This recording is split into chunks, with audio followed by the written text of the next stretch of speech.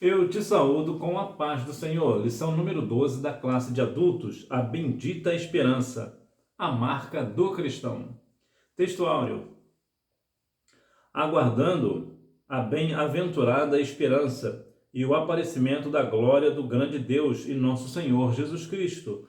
Tito capítulo 2, versículo 13. Verdade prática, a esperança cristã é a âncora que mantém a alma do crente firme diante dos dissabores em nossa jornada de fé. É muito interessante que nós venhamos compreender algo muito importante que parece ter perdido o valor ou o sentido no meio cristão, que é a nossa esperança. A nossa esperança é o Senhor, é a volta do nosso Senhor e Salvador Jesus Cristo. Quantas igrejas hoje falam de tudo quanto é assunto bíblico, e isso, claro, é bom. Entretanto, muitos desses assuntos são falados, entretanto, não se falam mais da volta de Jesus. Parece que Jesus não volta mais, parece que Jesus se esqueceu de voltar. Mas não é isso. É porque, na verdade, uma boa parte dos cristãos é que, na verdade, perderam a esperança, estão esperando Jesus, o evangelho, somente para este mundo, não pensa numa vida futura, não pensa no depois do túmulo, na verdade, né? E a lição de hoje vem nos falar e nos lembrar justamente da nossa grande esperança, que é a esperança que, na verdade, é uma esperança certa, é uma certeza, porque muitas vezes nós esperamos algo que pode ser, não ser aquilo que nós estamos pensando, mas a nossa esperança no Senhor, ela é uma esperança certa de que algo acontecerá. E o que acontecerá? A volta do nosso Senhor e Salvador Jesus Cristo. Em introdução, nesse sentido, a esperança cristã tem o seu fundamento na ressurreição do Senhor Jesus. É uma obra poderosa de Deus que move a Igreja de Cristo a trabalhar pela causa do seu reino. Quando nós observamos e colocamos em pauta de verdade, de todo o nosso coração, que nós devemos anunciar a volta de Jesus com todo o nosso coração, com toda a nossa clareza, com toda a nossa força, com toda a nossa sinceridade, com todo o nosso amor, nós fazemos com que o reino do Senhor cresça e que outras pessoas também tenham a mesma esperança que a nossa. Porque verdade é, quantas pessoas hoje estão sem esperança na vida, não tem mais esperança nem nessa vida, imagina numa próxima, né? Por quê? Porque as pessoas acreditam firmemente que só existe essa vida, que não existe uma outra vida, ou uma outra morte, não, que é bem pior, ou aliás, o que é o pior. Então a Igreja de Cristo, ela precisa trabalhar em prol desse negócio, para que as pessoas tenham uma esperança, ainda que haja certos dissabores, tristezas profundas, situações pelas quais, infelizmente, nós teremos que passar, mesmo estando na presença santa do Senhor, e é isso que faz a diferença. É quando nós estamos na presença santa do Senhor, passamos uma situação difícil, nós temos a presença do Senhor. E por isso nós, apesar de tristes, nós não perdemos a nossa esperança. Para onde aponta a esperança do cristão? A esperança cristã. De acordo com o Novo Testamento, a esperança é uma expectativa favorável e confiante de que se fundamenta ao que não se vê, ao futuro. Nesse caso, ela pode antecipar aquilo que é bom. Em outras palavras, a esperança, ela mostra algo fundamentado naquilo que nós não vemos. O que nós não vemos? Nós não vemos a volta do Senhor Jesus. Você não consegue ver. Você pode até imaginar. Eu consigo imaginar, mas nós não vemos. E aquilo, na verdade, é uma questão, isso na verdade é uma questão futura, que acontecerá. E nesse caso, antecipa aquilo que é bom. E como será bom a volta do nosso Senhor e Salvador Jesus Cristo para nós que estamos salvos na pessoa de Cristo. Agora, para aqueles que não estão, aí isso não será nada bom, mas nada mesmo. Mas aí o tempo já se findou. É claro que na grande tribulação ainda haverá algumas pessoas que irão se salvar, mas como já dizem, né, algumas pessoas, eu achei até interessante que quando eu estudava, passar na prova era complicado, né, era meio difícil. Mas o difícil mesmo era a segunda chamada. Então, se eu não conseguir passar na primeira prova, a probabilidade de passar na segunda era muito mais difícil. E assim também é na nossa vida espiritual. Se alguém não conseguir subir com o Senhor Jesus na primeira chamada, na primeira prova, né, na primeira chamada do Senhor Jesus, a segunda será muito mais difícil, porque estará ali na grande tribulação. A esperança nas cartas do apóstolo.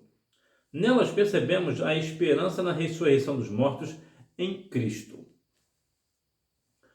Nós sabemos, temos essa esperança que os mortos em Cristo, eles ressuscitarão. E podemos, inclusive, ser nós.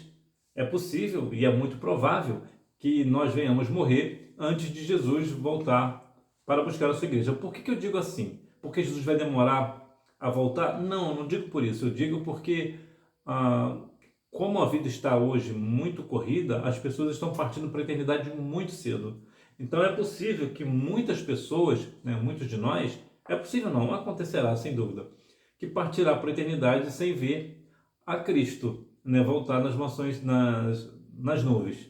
Então é muito provável que nós sejamos dessas pessoas, que vamos morrer antes de Jesus voltar. Entretanto, ainda assim temos esperança. Por quê? Porque mesmo mortos, hoje estamos vivos e sabemos que se naquele grande dia nós estivermos mortos, nós ressuscitaremos. Isso sim é uma esperança. A esperança do cumprimento da promessa. O Senhor, ele sempre vai cumprir as suas promessas. E aqui está uma esperança no cumprimento de uma promessa. O Senhor disse que voltará, e sim, ele voltará. A esperança da justiça. Quando nós temos situações, por exemplo, como vemos lá em Lucas capítulo 18, que fala ali do juiz Eunuco, ele ali estava, uma mulher estava querendo que ele fizesse justiça para ela. E a justiça, inclusive aqui na questão humana, né? A justiça humana, ela é extremamente falha. De modo geral, a justiça, ela é paga para não ver, né? Então, ou é paga para ver o que não se deve ver. Então, a justiça humana, ela é muito corrupta, é extremamente corrupta. Entretanto, a justiça do Senhor, a nossa esperança da justiça do Senhor, essa justiça, ela é perfeita. A esperança do Evangelho. O Evangelho, ele tem algo, a esperança da volta de Jesus. As pessoas conhecem a Cristo através do seu Evangelho.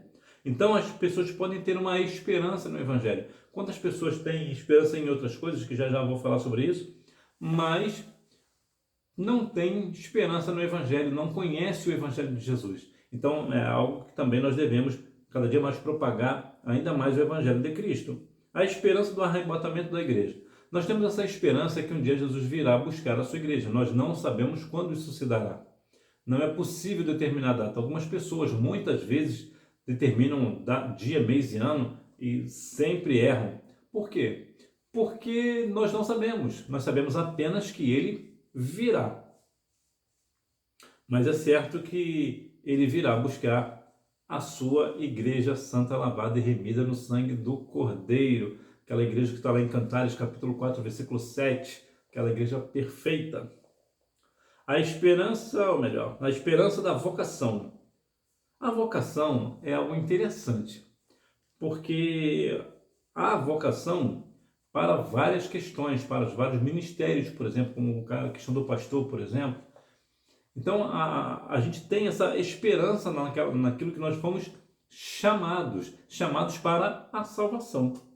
A esperança da vida eterna é algo também que nós sabemos que viveremos para toda a eternidade nas mansões celestiais, na presença do Senhor. Ainda que o mundo ache isso uma loucura, mas nós sabemos que isso é o poder de Deus que nos dará aí uma permanência eterna nas mansões celestiais.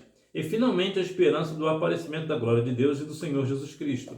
Sim, nós veremos em glória o Senhor Jesus quando vier buscar a sua igreja, nós subiremos. E quando ele voltar para combater o anticristo, nós estaremos juntamente com Cristo. E depois também estaremos na glória do Senhor, nas mansões celestiais para toda a eternidade, ali na presença de Deus, na glória de Deus.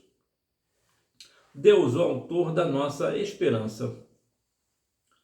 Por isso, Deus é o autor da nossa esperança, conforme o apóstolo Paulo mostra em sua carta. Logo, por meio dessa viva esperança, estamos prontos para suportar perseveramente todos os dissabores ao longo da nossa jornada ao céu. É verdade que muitas vezes nós somos perseguidos e sempre seremos perseguidos. A história da igreja nos diz isso, os discípulos participaram deste negócio. Então Deus é o nosso autor da nossa esperança. Entretanto, nós sabemos que nós devemos continuar firmes, suportando todos os dissabores desta vida. Porque em nome do Senhor Jesus, para a glória do nome do Senhor, nós devemos, se for o caso, até fazer como Daniel, que foi lançado na cova dos leões, Ananias, Misael e Azarias, que foram lançados lá na fornalha de fogo ardente. Independente das circunstâncias, eles se mantiveram firmes. E nós, da mesma maneira, devemos também permanecer firme, apesar das situações difíceis que aparecerão na nossa vida. Nós precisamos continuar firme para a honra e glória do nome do Senhor, sabendo que Deus é o autor da nossa esperança. Sinopse: a esperança cristã, que tem Deus como seu autor, aponta para o porvir, uma gloriosa realidade. A perspectiva escatológica da esperança cristã. A Bíblia focaliza o futuro. A história da criação se inicia com Deus.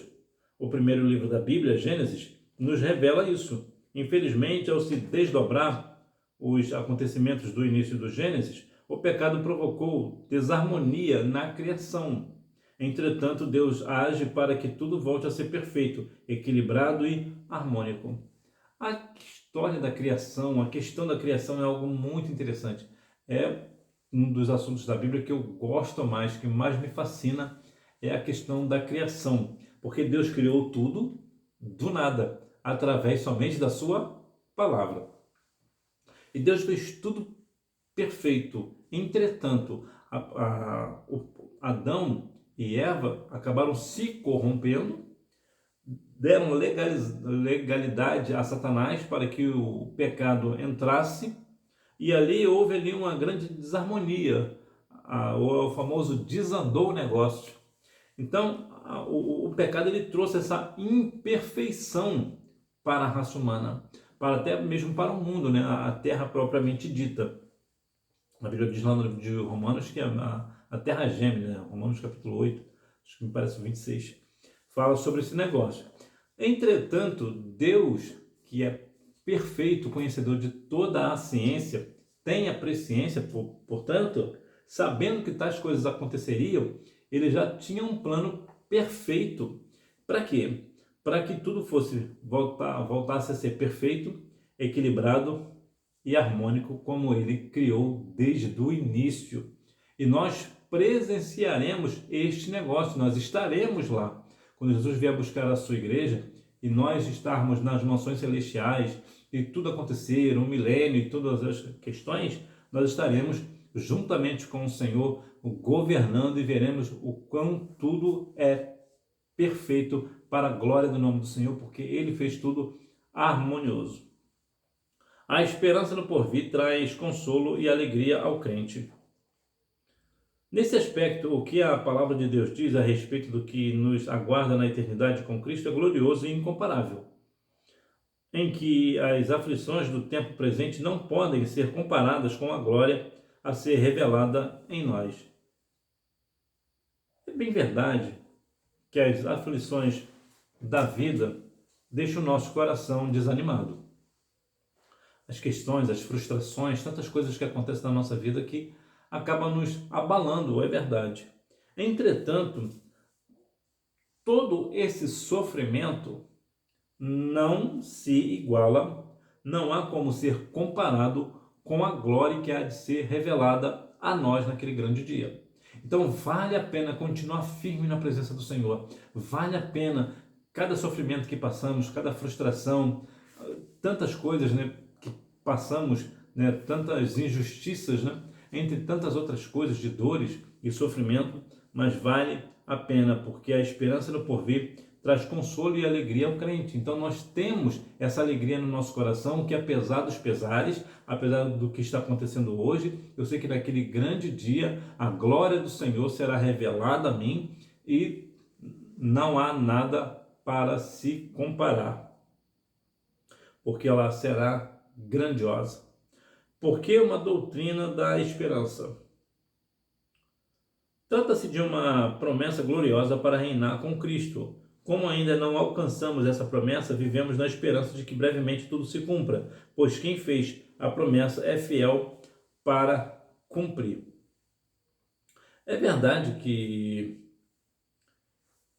muitas vezes acontecem situações pelas quais nós não queremos passar. Entretanto, quando nós olhamos para as promessas do Senhor, nós vemos que verdadeiramente Ele é fiel e justo. Uma vez que Ele prometeu, Ele irá cumprir a sua promessa. Então, como Ele nos deu algumas promessas, nós devemos ficar firmes nas promessas do Senhor. Confiamos na promessa da ressurreição do que morreram em Cristo, da transformação dos que estiverem vivos por ocasião da sua volta. Então, grande será a transformação, teremos um corpo glorificado. Então, muitas vezes, as pessoas parecem... Por que precisamos de uma doutrina da esperança? Para que as pessoas compreendam a importância de termos uma esperança, que se estivermos vivos, teremos nosso corpo glorificado. E se estivermos mortos em Cristo, nós ressuscitaremos primeiro e também teremos os nossos corpos glorificados e moraremos nas mansões celestiais para todo sempre. Sinopse: a esperança bíblica traz consolo e alegria ao crente ao longo da sua carreira. A esperança cristã como âncora da alma, nossa esperança como âncora. O escritor aos Hebreus descreve a esperança cristã como uma âncora da alma segura e firme durante a jornada com Cristo. Ela representa tudo o que sustenta e estabiliza a alma do crente em tempos de incertezas. Há uma questão no navio, duas questões no navio que me chama muita atenção. A primeira é o leme, inclusive até Tiago fala sobre isso, Tiago 3, que fala ali sobre a língua, fala que o leme é algo tão pequeno, mas que direciona um tão grande navio. O navio ele é guiado por um leme muito pequeno. Então eu acho isso muito interessante. Uma outra questão interessante é sobre a âncora. A âncora, que é aquilo que está aquele grande arco, aquela peça de ferro que é jogada ao mar. Para quê? Para sustentar um navio, deixar o navio parado. Aí a minha grande questão é, como que uma âncora daquela, apesar de ser pesada, consegue segurar um navio muito mais pesado do que ela? Então é isso que nós entendemos quando nós trazemos para o nosso lado espiritual. Nós temos uma âncora, a esperança é a nossa âncora, que nos mantém firmes, parados na presença do Senhor. Porque se tirar a âncora do mar, o que acontece com o navio? O navio vai embora. Então nós não devemos deixar essa esperança, subir com essa esperança como uma âncora, porque senão nós vamos embora e saímos da presença do Senhor. Então nós devemos ficar como uma âncora, ancorado no Senhor, ancorado em Cristo Jesus, inclusive em tempos de incertezas, de dificuldades, nós estaremos sempre com o Senhor. Porque a esperança do crente é a melhor. Por exemplo, há religiões que expressam sua esperança em uma história cíclica, como no hinduísmo, em que a vida é vista de acordo com o ciclo de nascimento, morte e reencarnação. O hinduísmo, curiosamente, é a religião mais antiga do mundo. E veja que aqui essa questão de cíclica quer dizer ser ciclo. Então veja que eles têm um ciclo. Qual é o ciclo? Que é a pessoa nasce, morre e reencarna. E nós sabemos que a reencarnação ela não existe. Então o povo hindu, eles estão o quê? Sendo enganados.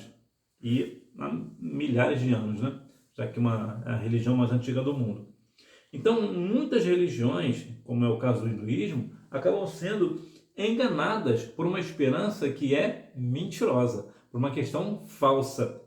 Por isso a nossa esperança é melhor, porque a nossa esperança ela é certa a esperança do Senhor Jesus. Outros povos buscam pautar a sua esperança em astrologia, quiromancia, dentre várias práticas pagãs que a Bíblia proíbe. É muito importante falar sobre essas questões, porque ainda hoje, principalmente no meio dos jovens, né, e as jovens em especial, têm o hábito de consultar signos. Acham que o signo é algo para elas observarem, porque tem a ver comigo e realmente isso aqui bate comigo, isso aqui está certinho. A astrologia, ela é uma mentira. A astrologia é a ciência, vamos assim dizer, né, que diz quando um astro tem uma influência na vida de uma pessoa, por exemplo, uma estrela, uma lua, ou seja o que for, tem uma influência na vida de uma pessoa, o que é contrário à Bíblia. A Bíblia proíbe, nós vemos isso lá em Deuteronômio, capítulo 18,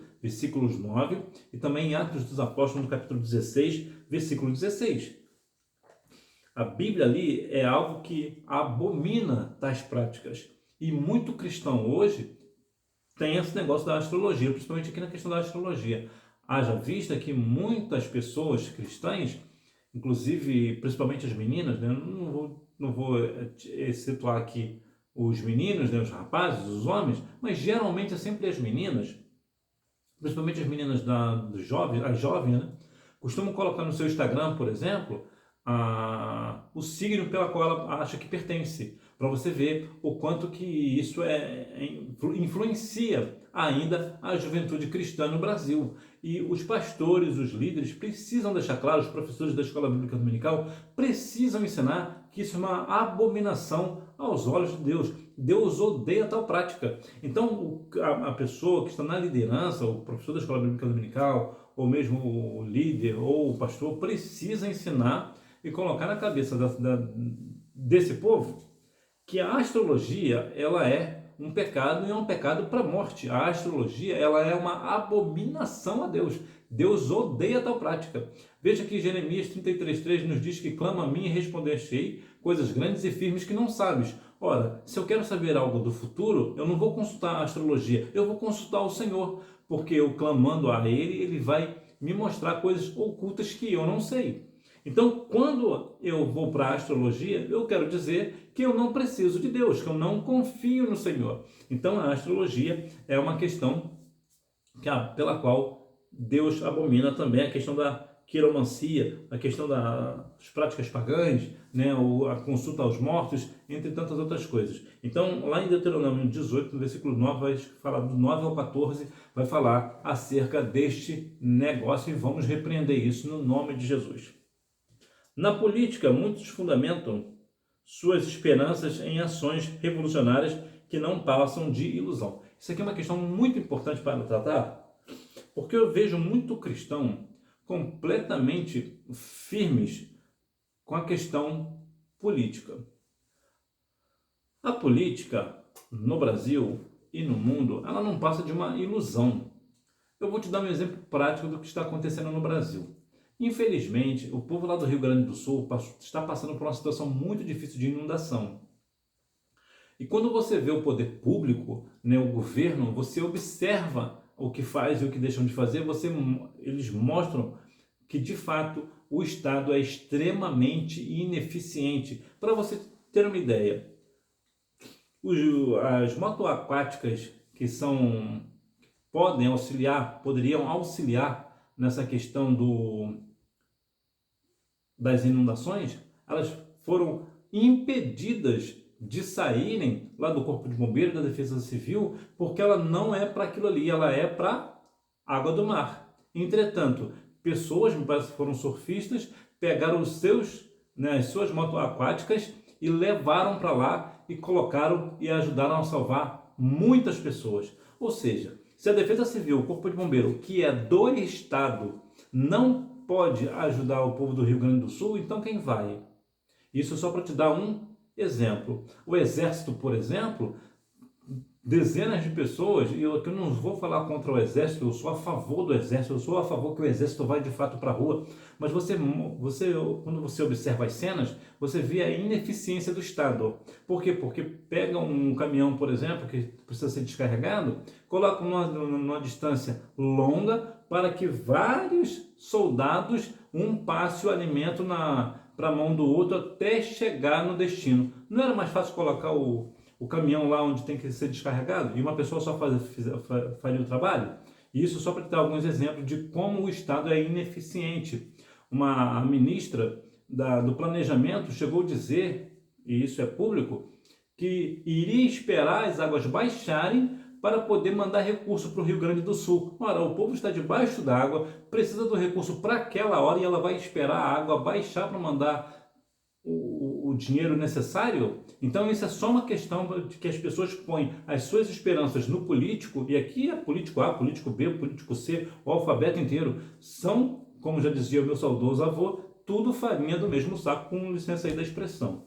Então nós que estamos na pessoa de Cristo, nós sabemos que a nossa esperança é o Senhor. O Estado, ele só é eficiente para uma única coisa: roubar o povo com nome de imposto. É imposto disso, imposto daquilo. Eles só falam de imposto. Inclusive o Fernando Haddad, que é o ministro da Economia, se é que pode chamar aquilo de ministro de Economia, está sendo chamado de Fernando Taxade, porque ele só pensa em taxar. O povo só pensa em imposto. Aí vem imposto e vem imposto. O governo arrecada bilhões, bilhões e bilhões a mais do que os anos anteriores e continua no vermelho. Não sai do vermelho. Então veja que aqui há uma questão de que as pessoas, né, principalmente o povo cristão, vamos aqui trazer a responsabilidade para nós, estamos colocando a nossa fé no político. Eu me lembro que na última eleição para presidente da República,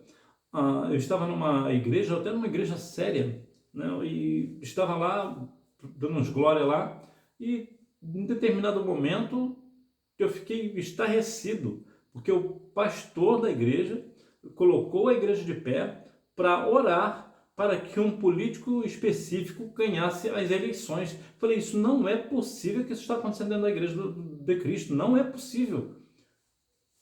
E oraram com firmeza, com fervor e falaram que em nome de Jesus ele vai vencer, que vai fazer isso, que vai fazer aquilo, e qual é o resultado? Ele não venceu as eleições. Então aqui você vê a que ponto que o cristão chegou. Em Goiás, por exemplo, teve uma igreja que fez culto com a bandeira do Brasil e com o retrato do atual presidente da República. E isso é inadmissível. Por quê? Porque as pessoas colocaram a política dentro da igreja de uma forma tão grande que, ó Jesus, ó Espírito Santo, aqui não tem lugar para você não. Aqui, o nosso líder aqui é político A ou é o político B. Então, que tipo de esperança que temos? Quem está esperando no Estado só vai receber imposto, só vai receber serviço horríveis, né? Péssimos serviços. É a única coisa que o governo dá, é a única coisa que o governo tem a oferecer. São situações, são gestão de péssima qualidade. E isso aqui é tão notório que, independente da idade que você tiver hoje, daqui a 50 anos você verá que é a mesma coisa. É um falando mal do outro, outro falando mal do um, né, na questão política, e todos eles falando a mesma coisa, que precisa mudar, que precisa mudar, que precisa mudar. Mas mudar o quê? Falam tanto de mudança, mas ninguém nunca muda nada, continua sempre de mal a pior. Então, nós cristãos, nós devemos ter a mente aberta para essa questão política, nós somos obrigados a votar, então vamos lá e votamos. Nós somos obrigados, mas nós não devemos de maneira nenhuma entrar nessa questão política. Aí algumas pessoas até defendem, né? Mas José foi governador do Egito, mas se corrompeu? Aí eu pergunto, o cristão de hoje está dando exemplo e não vai se corromper na política? Vemos, por exemplo, tantos e tantos pessoas aí no Senado que se diz cristão, que vai à igreja, alguns até pastores, estão fazendo o quê? Envergonhando o evangelho porque estão atolados em corrupção até o pescoço.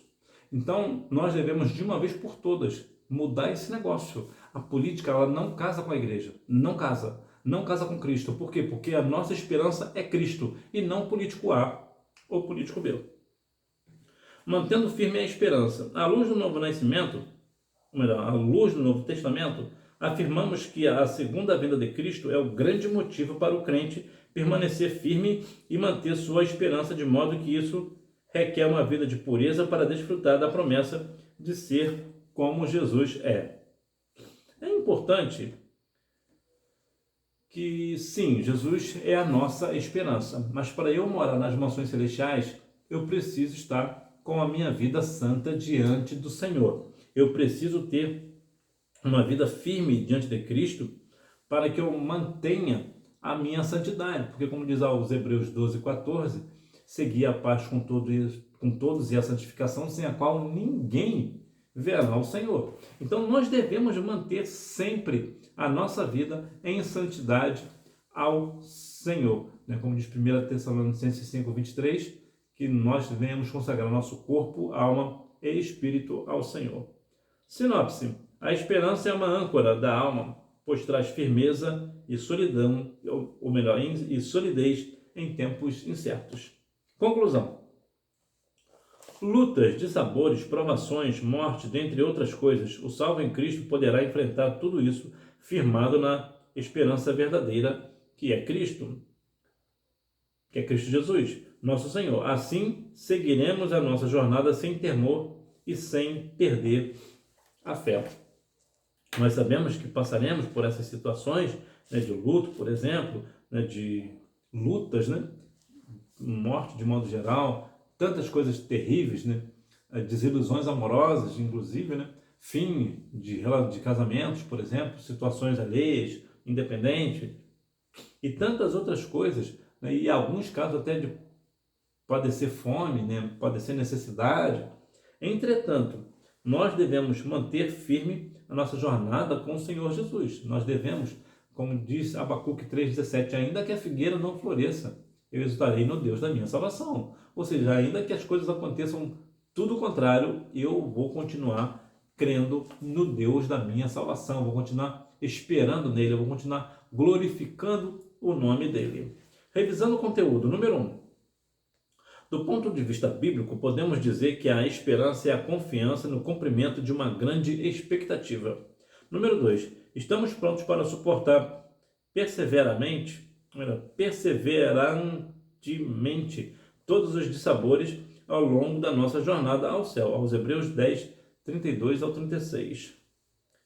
Número 3. A Bíblia é um livro de profecia que produz alegria e consolo ao coração do crente. Nela encontramos um Deus soberano que governa as nossas vidas e age em favor do seu povo. Número 4. A razão de termos uma doutrina da esperança é porque confiamos na promessa da ressurreição dos que morreram em Cristo, da transformação dos que estiverem vivos por ocasião da sua volta. 1 Tessalonicenses, capítulo 4, versículos do 13 ao 18.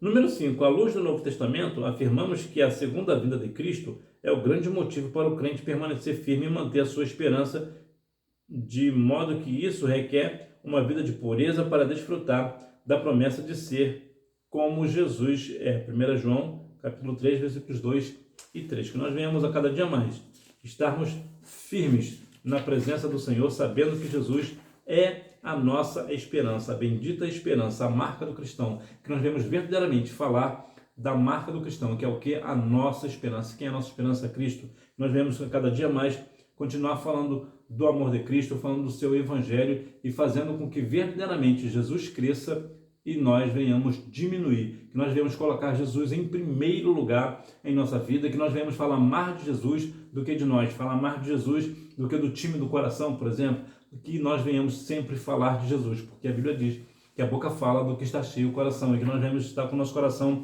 cheio do nosso Senhor e Salvador Jesus Cristo, cheio da sua presença. Que Deus e Cristo continue abençoando a sua vida e você me vê na próxima aula, se Deus quiser. Tchau!